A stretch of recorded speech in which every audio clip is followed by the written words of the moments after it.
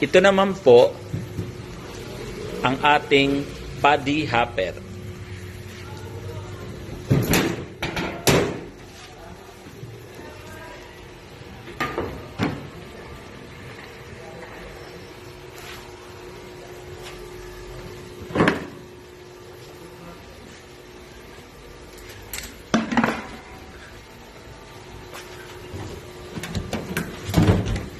Okay, tanggalin muna po natin itong mga nakalagay sa ating paddy hopper.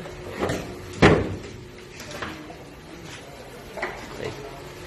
Dito po inilalagay ang palay.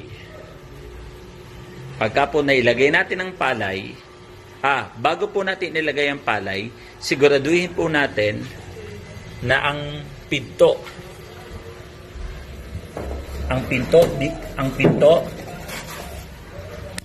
po dito ay nakasara. At ang pinto po sa ating brown rice hopper ay nakasara din. Siguro dapat po laging nakasara pag naglagay po tayo ng palay. Okay?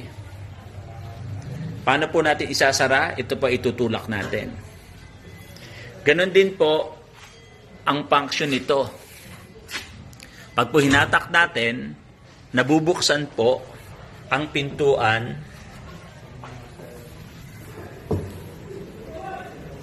ng ating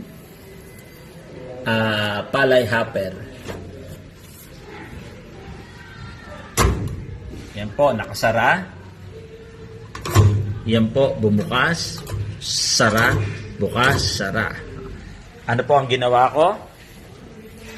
Hinata ko lang po ito. Okay. Ito naman po ang kanyang window o pintuan para makita po natin ang loob po ng part na ito. Paano po ito binubuksan? Una, inaangat po ito, tapos iniikot ng pakanan. Tsaka po hinahatak.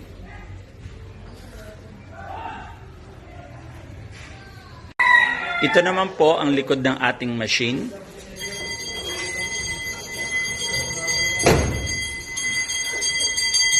Okay.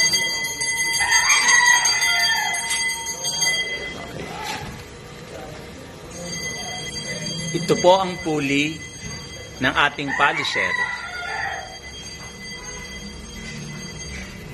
Ito naman po ang pulley ng ating blower o fan ng darak. Dito po nakalagay sa ibaba